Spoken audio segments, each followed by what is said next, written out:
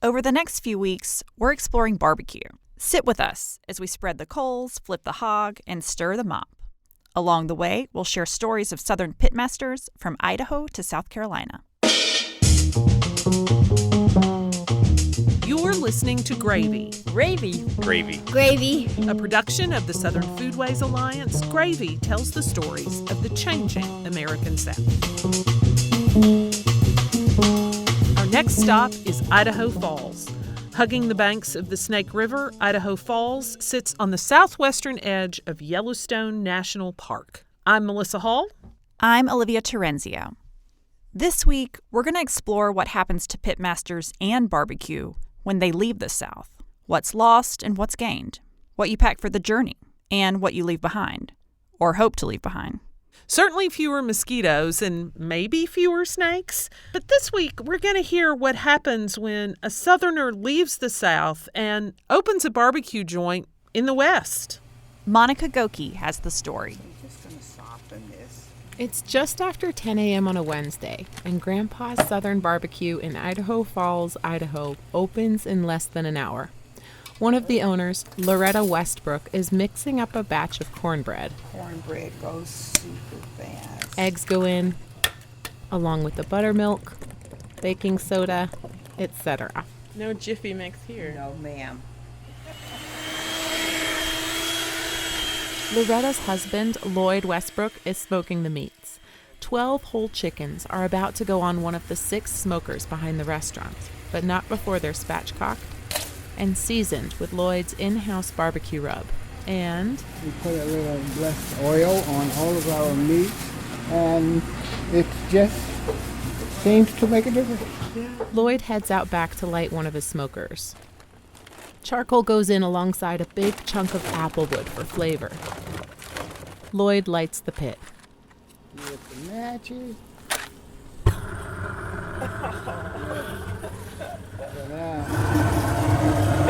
This is almost fun sometimes. Grandpa's has been in business for 27 years, and lighting the smoker still makes Lloyd smile like a little kid. Yeah, I do. I enjoy it. This place is a bastion of Southern food, in Idaho of all places. More on that in a minute. Right now, the restaurant is about to open and the hustle is on. If you will serve the green beans, please. You said green beans? Hello. Yeah. Grandpa's is a family affair. Some nights you can find 3 generations of Westbrooks in the kitchen. Currently, Lloyd and Loretta's daughter, Danny, is prepping sides. The macaroni is definitely coming along. It's fine. Got the noodles done. Got the butter melted. So we're getting there. Grandpa serves up barbecue with classic Southern sides like coleslaw and collard greens, and a selection of homemade pies from sweet potato to buttermilk. It's the location that sets Grandpa's apart. The restaurant is in the southeastern corner of Idaho, just under 2 hours from Yellowstone National Park. At 79 years young, Lloyd is a master at the barbecue pit. You'll find ribs, brisket, pulled pork, and chicken on the menu, plus fried catfish on Fridays. This food is from Lloyd's formative years. He grew up in western Kentucky on the banks of the Mississippi River. My brother started Safari Barbecue back in Hickman, Kentucky. I helped there. Working at Safari Barbecue was not exactly a dream job, but Lloyd said it was better than picking cotton, which he'd done since he was 6. Cotton fields, deliver me from cotton fields. Not fun. At Safari, Lloyd fared about how most of us would fare if one of our older siblings was in charge. You're kind of a gopher, you know. You got to go for the wood, you got to go for this, you got to go for that. And I'm tired of being a gopher, so I'm going to join the Army. So I really joined the Army and kind of get away from all of that. The Army took Lloyd all over. Thailand, the West Coast, and eventually he visited Idaho. And this was it. There was no other to consider, and I've never regretted it. Why Idaho? I'm curious. Well, in Christmas of '78, I was here visiting, and snow was just above knee-deep. The sun was shining, the wind was quiet, and it was a shirt-sleeve kind of day, and even in the winter. So I realized that you can dress for the weather. Back there, you get that bone-chilling cold that goes through you, you know, and I didn't want that.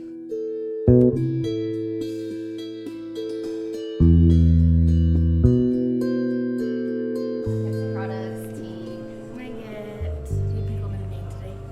We can make some. We're working on it. I'll just have Mountain Dew. Mountain Dew? Yeah. Okay. The kitchen is abuzz as customers start to trickle in for the lunch rush. Everyone is greeted like a friend. It feels so warm, so congenial. That kindness, it's not just for customers either. Back in the kitchen, Lloyd, Loretta, and Danny work alongside 3 other employees. There's a friendly, collegial feel to their interactions. The vibe is fun and wholesome. Whatever it is, Grandpa's feels like it has its own gravitational pull, tugging you to sit down at a table and stay for a while. Many do. 30 minutes after opening, nearly every table is taken, and this is only the lunch shift on a weekday. Ladies, how are you? Thank you so much. Okay. Grandpa's has received a great deal of acclaim over the years. It's been listed in travel guides. Many European visitors have warmed the chairs here. And it's pretty consistently ranked one of the best barbecue spots in Idaho by all kinds of different newspapers and websites. But this food, it's not always been an easy sell on everyone here. Idaho Falls is a big city by Idaho standards, about 65,000 people. The cuisine at Grandpa's is very southern, fried catfish, cornbread, and it's just different to people who haven't had those kinds of foods before. Loretta explains what this is like for some customers. Meat and potatoes are what we're used to. We're not used to a lot of seasoning, and sometimes we get the comment, "Oh, you put seasoning on your food?" Mm-hmm. Yeah. Mm-hmm. That's what makes it edible. Yep. And so, part of it is a cultural thing. And so in that case, you have to be willing to share with people. Hey, this is how I grew up. This is how my mama cooked. This is how Lloyd's parents cooked, And to be willing to say, let me bring you some samples. And then when people start trying, they're like, wow, oh, yeah, this is good. This is good. So it is. It's a cultural thing. The food at Grandpa's pulls from culinary styles across the South. Apart from the meats, sides are a big deal. There are 2 kinds of coleslaw, creamy and vinegar. There's collard greens, corn, green beans, mac and cheese, red beans and rice, cornbread, potato salad, gumbo. The list goes on. Plus, the desserts. Desserts are Loretta's specialty. The buttermilk pie? Oh, you can't leave the bill until you taste this buttermilk pie, girl. That's how you get them hooked. Loretta's family is from Mississippi, but she grew up in Washington State. She says she was not surrounded by Southern cuisine as a child the way Lloyd was. So when she agreed to make the desserts for Grandpa's, she started from scratch. I learned, I tried pie crust recipes till I really found one that worked. Loretta reamed through cookbooks. She tried all kinds of recipes, improved them, and added them to the menu when they finally passed muster. Pecan pie, chocolate cobbler, sweet potato pie. When I finally get to eat my own lunch, pulled pork sandwich with coleslaw, it is divine. You can taste the wood smoke in the meat. I take some home to my husband, and he cannot believe the pulled pork. Like, his Idaho born and bred mind is kind of blown. To find a place with piles of wood in the parking lot and smokers puffing along, that's authentic, and it's not very common in this area. Remember, we're in the West. Fruit and nut trees, the typical hardwoods used to impart flavors into smoked meats, those aren't native here. Lloyd manages to procure his applewood from his customer base. In fact, as we're talking, someone calls Lloyd about this very thing. Would you be interested in some applewood? I've got an apple tree here that I have pruned back. Would you be interested in any of it? Absolutely. I kind of thought maybe you might. Between the carefully tended fire, the locally sourced applewood for smoking, A meat rub refined over decades. You get food that tastes special. The Westbrook's customers say they can taste the difference. And I feel like I can too.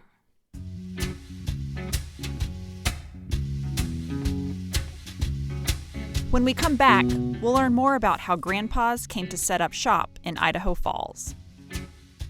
Maker's Mark Bourbon is aged to taste in Loretto, Kentucky. The Samuels family uses locally grown, soft red winter wheat and sources water from a lake on the distillery's campus. Every Maker's Mark label is printed and die-cut by hand on an antique press, and each bottle is hand-dipped in their signature red wax. All the details matter when distilling quality bourbon. Since Maker's Mark sold its first case of bourbon to the Keeneland Racecourse in Lexington, they have perfected the craft of distilling American whiskey. For their dedication to making great bourbon and for their support of the Southern Foodways Alliance, we thank them. Maker's Mark crafts their bourbon carefully. Please enjoy it that way.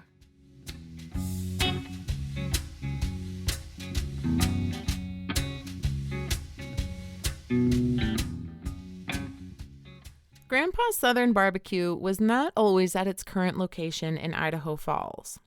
Lloyd and Loretta started the business 70 miles up the road in a little town called Arco. They'd moved there for Lloyd's work. He drove buses for the nearby nuclear energy facility. Only about 1,000 people live in Arco. It's an unlikely spot for a barbecue restaurant. Really, it's kind of an unlikely spot for any restaurant. Nobody in Arco knew what barbecue was. I mean, Lloyd and I had a lot of conversation, but I couldn't see where the customers were going to come from, because basically I was saying, there ain't no black people in Arco. Where are they going to come from, you know? This dream of opening a barbecue restaurant, though, it just didn't go away for Lloyd. It was not just a dream, it was a compulsion. Lloyd ended up buying a small house on Arco's main drag, and he spent 2 years remodeling it.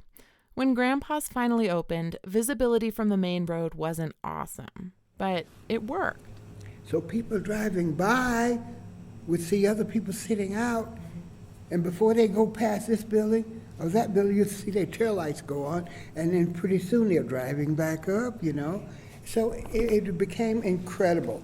At first, it wasn't the locals who ate at Grandpa's. It was tourists passing through town, either on their way to Yellowstone or the nearby Craters of the Moon National Monument.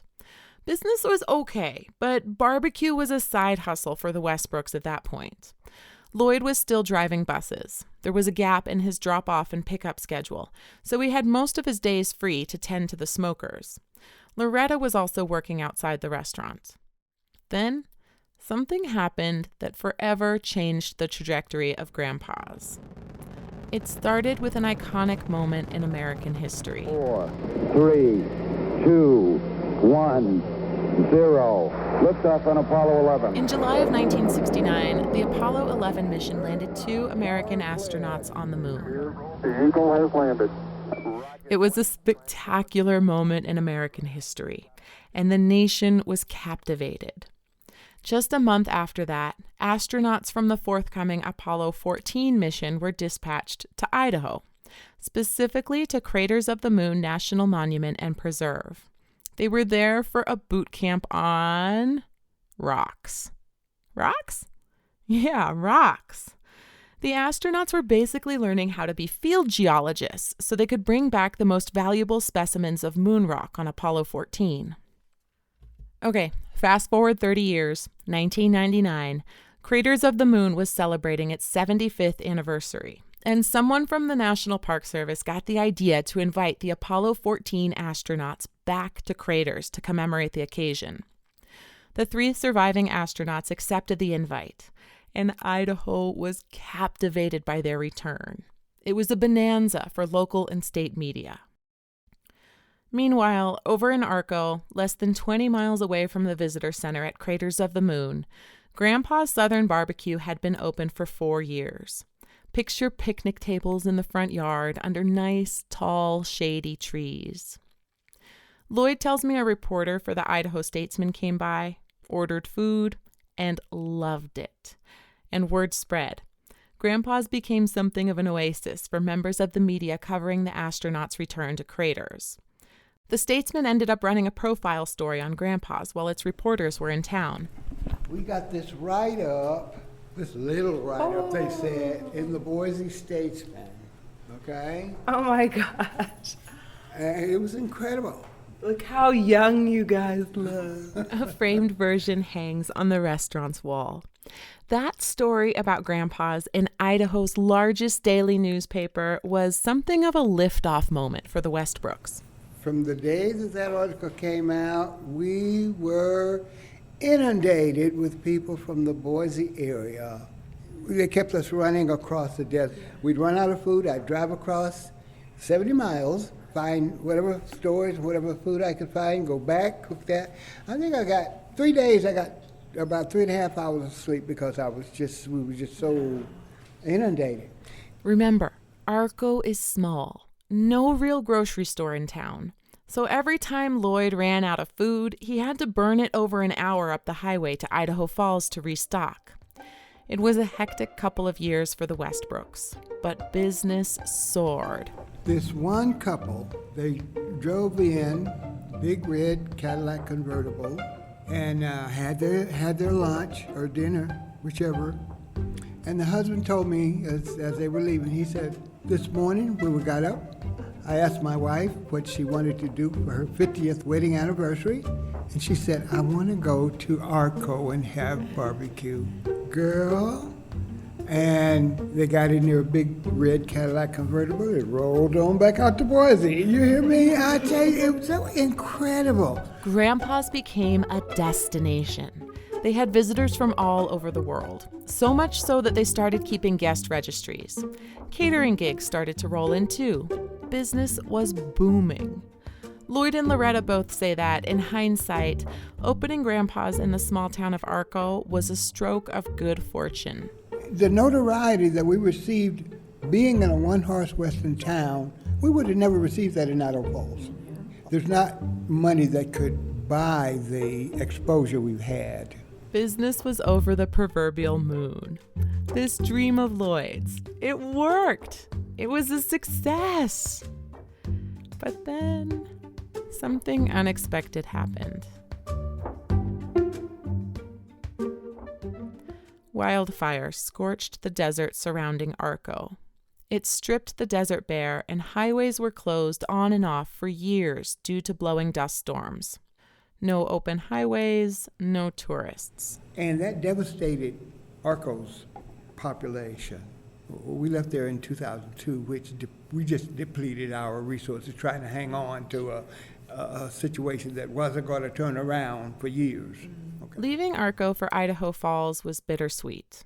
It was the right move for the business, but the Westbrooks had been a part of Arco for 14 years at that point. Our kids went to school there. The oldest boy graduated from there. We both sat on the city council at one point.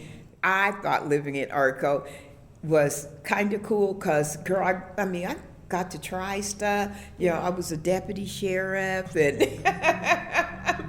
and where do you go? Where do you go that you get to be a deputy sheriff, you know, without going through school? I have to laugh at this because as a fellow resident of small town Idaho, this rings so true. You get to try on a lot of different hats when you live in a rural area.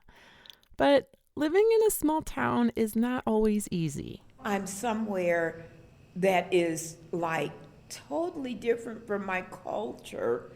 So I learned a lot living in Arco, a lot, you know. I want to ask you about that. Did it ever feel like home?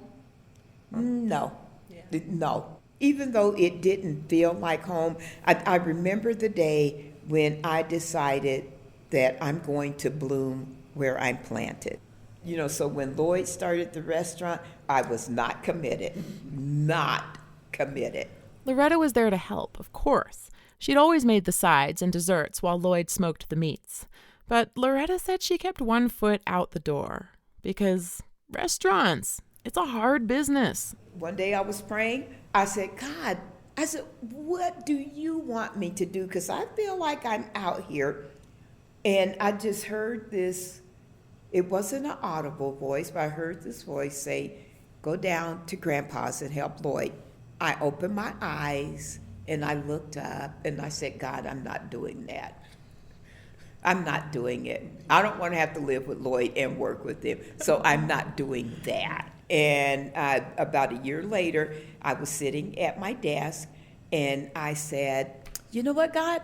I'm going to do exactly what you told me to do. And I typed up my resignation letter. Loretta was working at a school at the time. This was after the family had moved to Idaho Falls. Danny, her daughter, was working at the same school. Loretta stopped by Danny's office. She told her daughter, "Psst, I'm done." She says, what are you going to do? I says, I'm going down to the restaurant and help your dad. And she says, do you know how long we've been waiting for you? And it was like, nope, I don't. But you know what? Here I come. Here I come.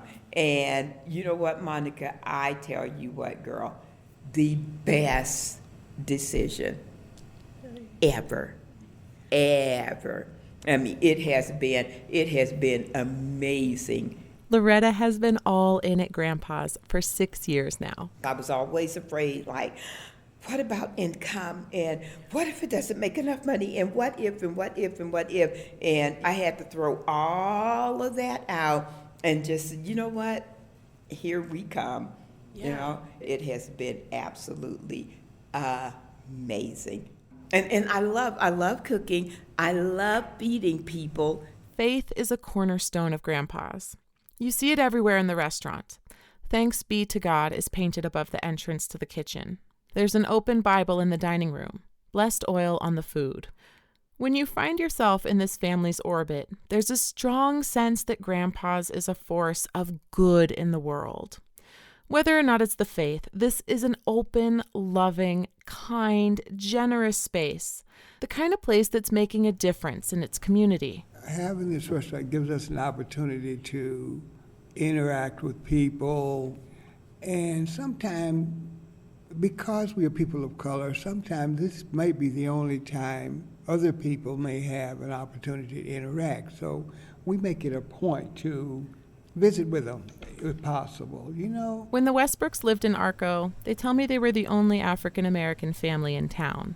That part didn't feel hard to me. It wasn't the same for the kids, though.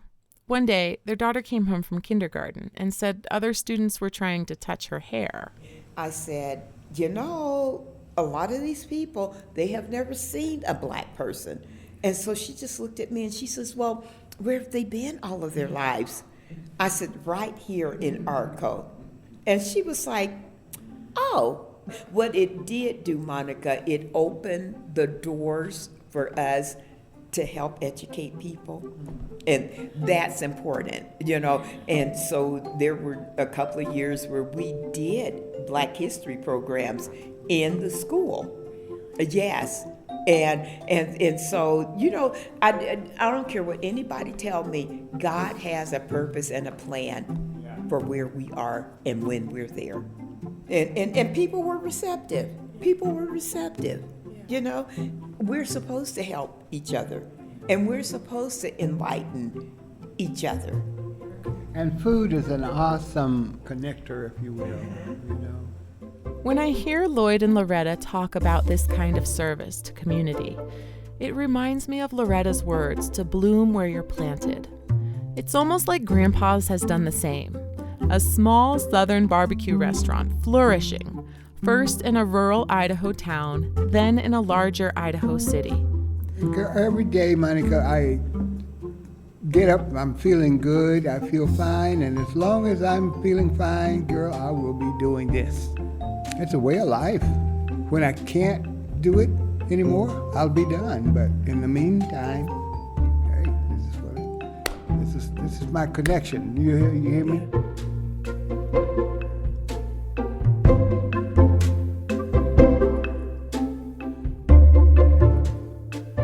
Gravy was reported and produced by Monica Gokey. Monica is a science writer and radio journalist from West Central Idaho. Special thanks to the NASA Archives and to Blue Dot Sessions for helping this episode sound great. We thank Wendell Patrick for Gravy's theme music, Jazar for our donor music. Gravy's publisher is Mary Beth Lassiter. The heavy editing lift for this season of Gravy comes by way of my co-host, Olivia Terenzio. Oh, and Katie King is our fact checker. Did this episode whet your appetite for barbecue? If so, join us at our Barbecue Symposium, October 21st and 22nd here in Oxford, Mississippi. Together, we'll ask questions about what barbecue is, who makes it, and we'll learn how the craft is changing. Visit us at southernfoodways.org to buy your tickets and learn more about the event. And while you're there, become a member or make a donation. Your dollars fund our work and help us make more gravy. I'm Melissa Hall. And I'm Olivia Terenzio. Excited to lap up another episode? Tell a friend, pass the gravy boat. There's plenty to go around.